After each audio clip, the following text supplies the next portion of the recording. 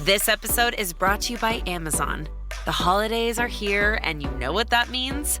It's time to get your friends and family the gifts they deserve. Take the stress out of shopping with Amazon's great deals and low prices on a huge range of items from toys to tech and much more. Whoever you're gifting for, Amazon has great prices on everything you need this holiday season. Shop last-minute deals now. Nico and Sarah Galley of Rockford already have a little girl, but felt called to adopt and were thrilled in July when their adoption agency, Greater Hopes of Wyoming, connected them with a supposed teen mom in Utah who wanted to adopt out her 2-year-old twins and an 18-month-old. In 6 weeks, the Galleys raised more than $32,000 through GoFundMe and turned it over to Greater Hopes. But in late September, days before the girls were set to arrive in Michigan, a devastating update. The Galleys wrote that a teenage girl claiming to be a birth mom deceived them and their adoption agency about her entire backstory, her identity, and more gut-wrenching about the young girls being her children.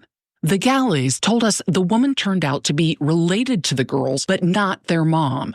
We FaceTimed with these girls, wrote the Galleys on Facebook. It's an eerie, icky feeling knowing that these girls were rightfully somebody else's and not up for adoption. And she was most likely babysitting at the time that the videos and FaceTime took place.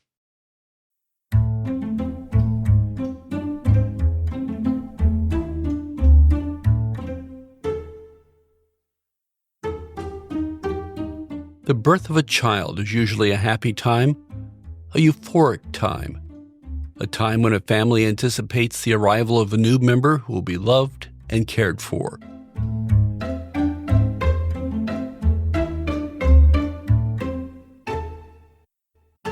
It doesn't always work that way.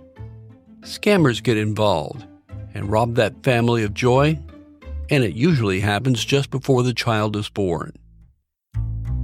I'm Jim Grinstead, and today on Scams and Cons, I'm going to tell you the stories of how these scams work. I'll tell you up front that this is difficult to hear.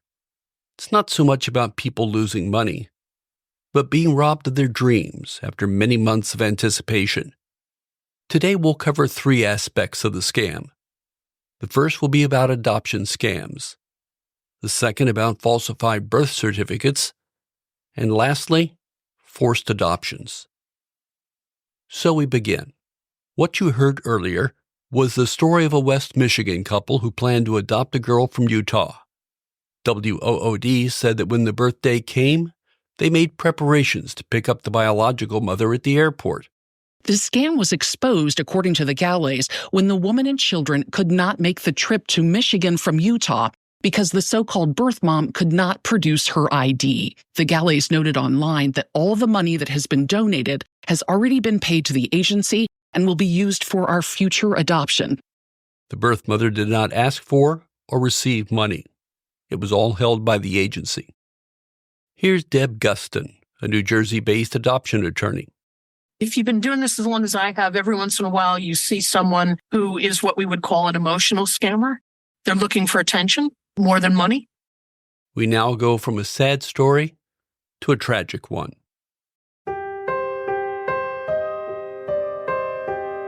A woman in Houston cheated a couple out of $10,000. And when the couple tried to get answers, they found the woman wasn't even pregnant. Brianne Paquin and her husband wanted to adopt and went on social media in hopes of finding someone willing to give up her baby. The woman they found said she was 5 months pregnant, and the couple hired a Houston attorney to shepherd the process.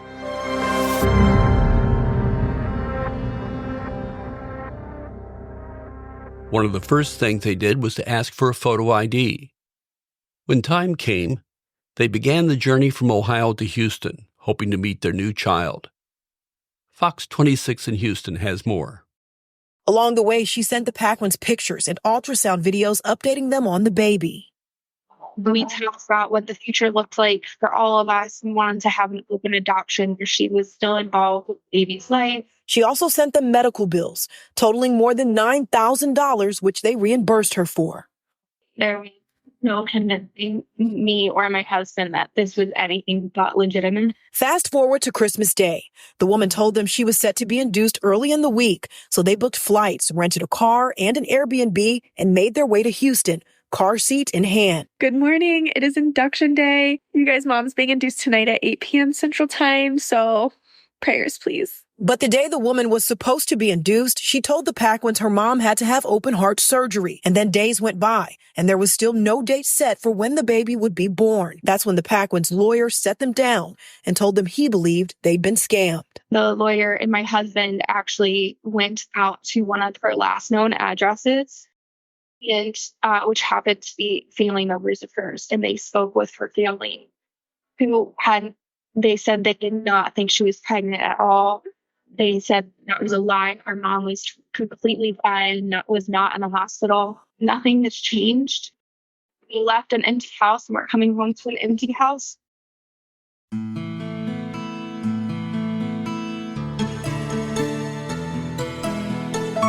The Peterson-Kaiser Family Foundation says giving birth can cost $18,865 on average, including pregnancy, delivery, and postpartum care. Health insurance can cover most of that, but if the birth mother doesn't have insurance, those costs, plus agency fees, transportation, and more, fall to the adopting family. Lifetime Adoption, an accredited faith-based agency in Florida, says it's not unusual for potential parents to get a call in the middle of the night telling them a baby is available and the birth mother waited for the last minute to decide. The agency says potential parents should verify her situation, obtaining the name of the hospital and the doctor. A call to the nurse's station in the maternity ward could be worthwhile. Lastly, from KDKA in Pittsburgh, a couple was notified that a baby would be available. They had showers and even showed off a sonogram on social media. Then came the call.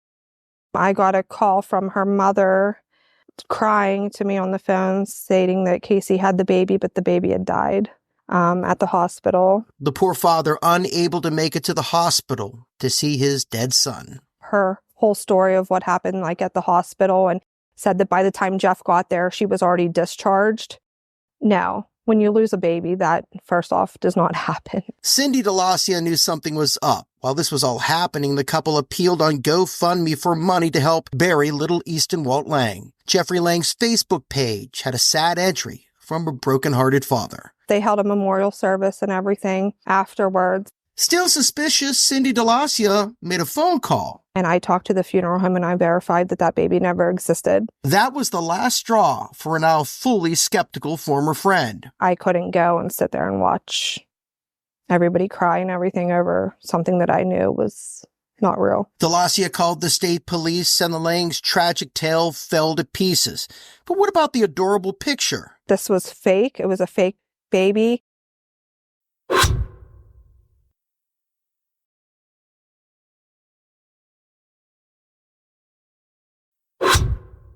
A birth certificate is considered a gateway document. It's the piece of paper you use to get all the other important papers in your life. A social security card, a passport, and in some places a driver's license. It can also be used to steal government benefits. They are also the perfect way to steal someone's identity. An original birth certificate can easily be altered to create a new false identity for you or a child. And if you get caught, there isn't much to fear. Birth certificate fraud is addressed in both federal and state laws. It's considered a felony in only 23 states. In 28 states, it remains classified as a misdemeanor. This classification may contribute to the low prosecution rates. In felony cases, the laws are generally applied to those creating false identities. Birth certificates are particularly valuable because they don't include a photo. It would be useless to use a photo of the baby, and there's no way to know how the person will look as an adult. 12 News Arizona in Phoenix tells us about problems there. Standing in front of a forged birth certificate, Attorney General Chris Mays how 5 defendants allegedly took advantage of the state's ESA program to steal more than $600,000 of taxpayer money. They created children that didn't exist and gave them fake disability diagnoses. 3 of the 5 defendants were insiders, employees of the Department of Ed. They are accused of forgery, fraud, and theft, allegedly creating 17 disability ESA accounts, including 5 ghost students that didn't even exist. Mays alleges the ESA program that has ballooned since its expansion in 2022 is uniquely vulnerable.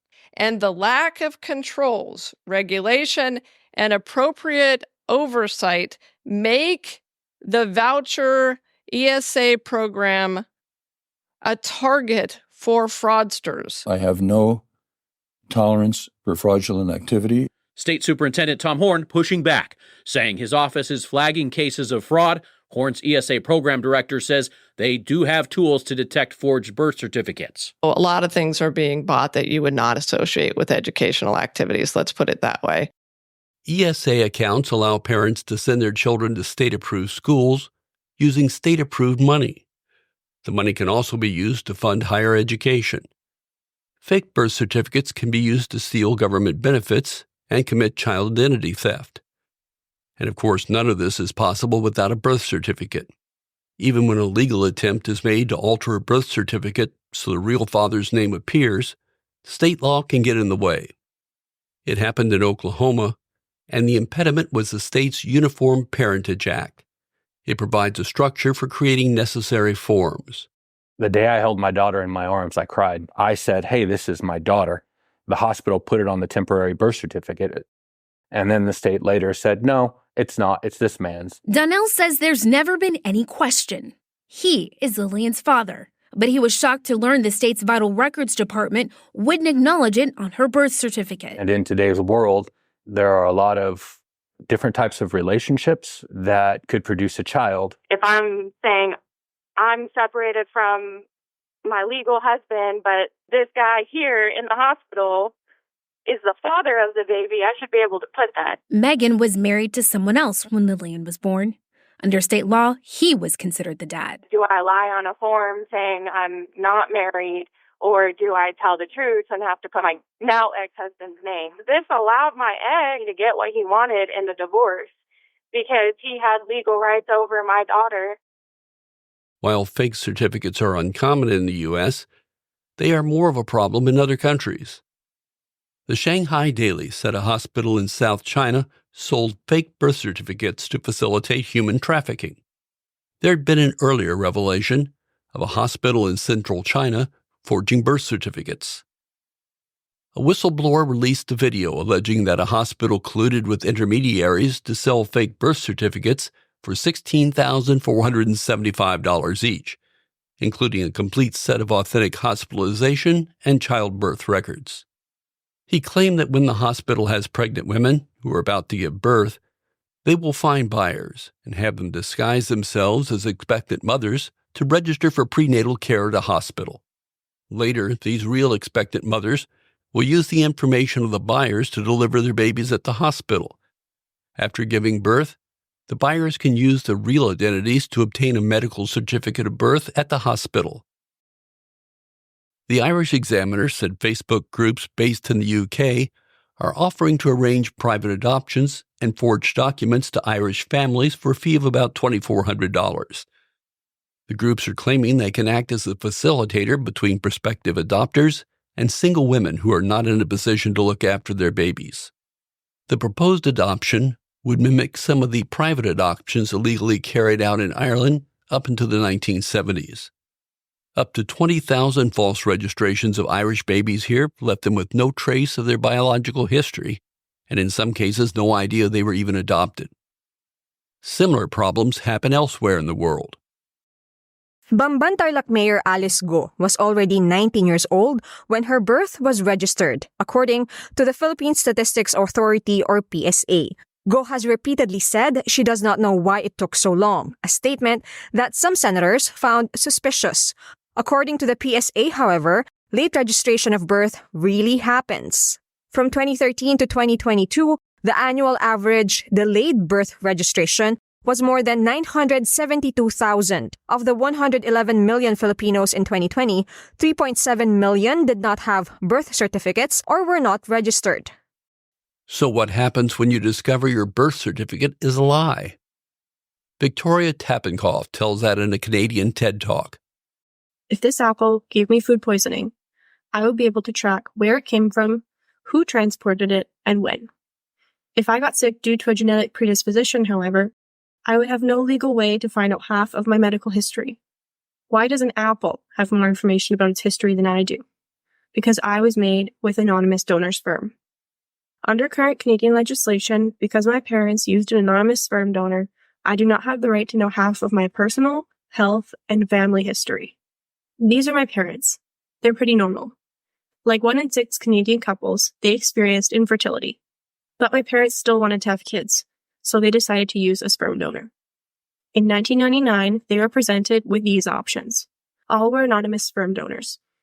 With such little information, my mom asked the lab tech which donor was the nicest person. Through some online detective work, I discovered that my biological father lived just 30 minutes away from me most of my life. He attended the same university at the same time as both of my parents, and I was attending it as well. My mom went to school with his cousin. And worst of all, my fear of dating a relative was not too far-fetched when I found out that he had over 50 first cousins. I wanted to contact him, but I was scared. Victoria went on to explain how the problem prevents children from finding out who their real parents are, and that impacts medical decisions. In some cases, children die from illnesses that could have been prevented or cured, all of which leads us to one question. And for the answer, we went to countyoffice.org. Your birth certificate is a legal document that proves your identity and citizenship, but who owns it? The answer is simple: you do. Your birth certificate is issued by the government of the state where you were born. It contains important information, such as your full name, date of birth, place of birth, and your parents' names. While the government issues the birth certificate, it belongs to you, and you have the right to obtain a copy of it. You can use it as proof of identity when applying for a passport, driver's license, or other important documents. It's important to keep your birth certificate in a safe place, as it can be used for identity theft.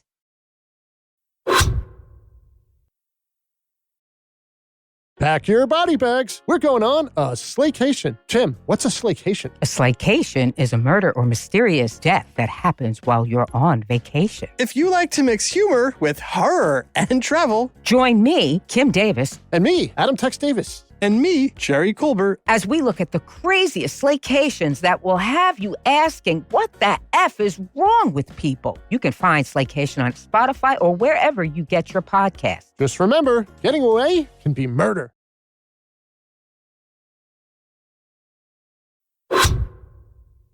We now turn to the topic of forced adoptions.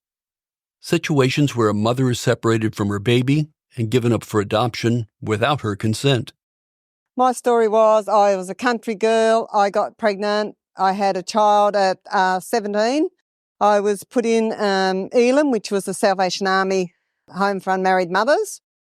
The treatment there is another story. I lost my child to adoption and I've got her back now with 2 grandchildren, and my daughter and her children were here today with me. We heard some terrible stories from Lara Giddings about what happened at childbirth with some mothers, the officials or whoever was there put pillows over the faces of some mothers so that they couldn't see their children.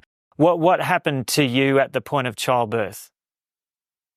I was tied to a bed. I had back pains. I was told to stop whinging and take a Disprin. When the time got closer, I was tied to a bed. I was left there. I had my child by myself. My daughter was going over the edge of the bed when someone walked in with a bundle of towels and caught her in midair. And when you say you were tied to the bed, at what stage was that? That was actually before the childbirth? Oh, yes. This story comes from Canada, where the law was changed to protect mothers. I started searching for her before she turned 18, a couple of weeks before she was 18. She's 44 now. It was a long battle. Because they were just starting to change the laws so that you could search. And it was worth it, of course. And it wasn't all good news. We had some big bumps. But yes, she's in our life now and it's really, really good. The biggest problem was when you had the second baby. You were too frightened to leave it or take your eyes off it because you were frightened that someone was going to whisk him away and you were never going to see him like the first. Parents got all gooey over the second child and nobody could have cared less over the first one. And I think that was probably the biggest impact on me. A woman in Baltimore was a victim of forced adoption, and when she became an adult, she went on a quest to find her real parents. She told WBAL her story. Cara Miranda was taken from her mother when she was 3 months old. They were living in Chile, and there were many forced adoptions between 1973 and 1990. Now an agency is working to reunite the children and their mothers. There's coercive adoptions, there's forced adoptions, and then there's just stealing of children. Now, the lawyer and retired Marine is working with the nonprofit to help reunite more families and hold those accountable for decades of counterfeit adoptions. So in a few weeks, I'll be returning to Chile, to Santiago, to work with Ciro Colombara and his firm. And we're going to be filing our case, starting to look for justice in this. And for the first time, we're going to have our own voice in seeking justice. Lastly, in Australia, there was the St. Mary's Home for Children. It operated from 1953 to the early 1980s as a home for unwed mothers.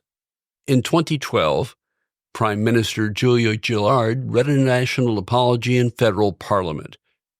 She outlined the fact that mothers were given false assurances by authorities and were, quote, forced to endure the coercion and brutality of practices that were unethical, dishonest, and in many cases illegal. Eventually, the home was torn down and a garden planted in its place. It was a gathering spot for the 150,000 mothers who passed through the home. The Australian Broadcasting Company talked with two of the mothers. My story is I'm a mum who lost her baby to forced adoption. I won't forget, I won't forgive, and I can't accept the fact that they took my baby and I never saw him grow up. In December of 1969, I got a job as a governess on a property in Western Queensland. I was a victim of pack rape. And I wrote to my mum, told her the situation, and she said, you can't come home. The people I was working for spoke to the Bush brothers, they're the Anglican travelling ministers, and they found me the place at St Mary's. In 1965, I found myself pregnant and became engaged because I was pregnant, and then was jilted 3 weeks before my wedding. So with that, I was sent to St Mary's Home at Toowong and stayed there until the birth of my son. The garden means somewhere to go and reflect on what's happened, but it's also a bit of a closure with the home. That's part of the story that we left behind. It still impacts on us today. You might hear a song or you might see something on the TV and it takes you back to that instant. The way I have coped with life from the loss of my son is I have separated the younger person that was me, and her suffering, she never recovered from that. So her suffering, I sort of have divided my life into two pieces. I'm happily married. I have two beautiful daughters, and that life is all I could want it to be. But when our lives mix, then I'm faced with all the things that she lost. She lost everything.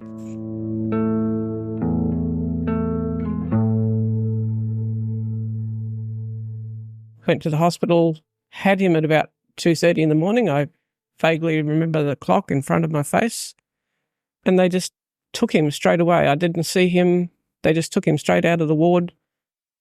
I asked to see him and I was refused. I wouldn't have known that I had a son except somebody came back and said that you had a son, a long skinny streak like yourself, crop of black hair and the same crooked little fingers.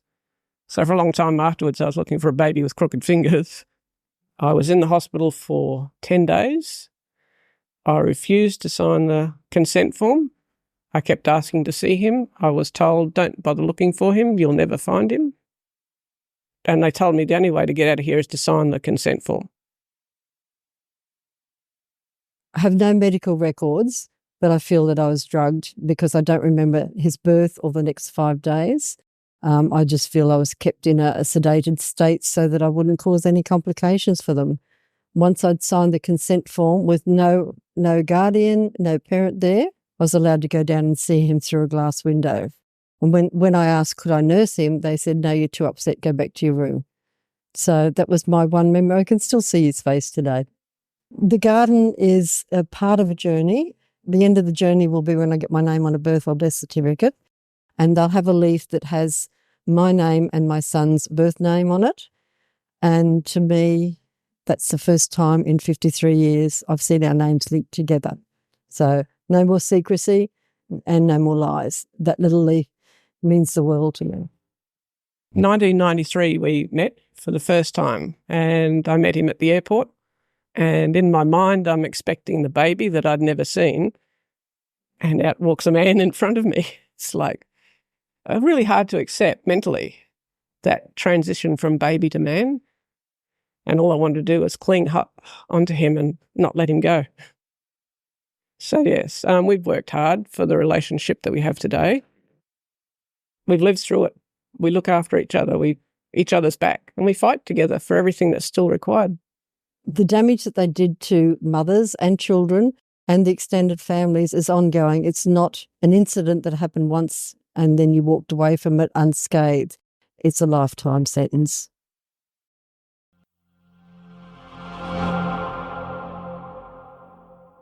If you enjoy the podcast, please help us out by telling your friends and encouraging them to listen. Scams and Cons is available wherever podcasts are found and at scamsandcons.com. You can also follow us on Facebook and Instagram. Just search for Scams and Cons. Lastly, if you could head over to Spotify and leave us a 5-star rating, it would be appreciated. Your ratings really do make a difference. Thanks for listening.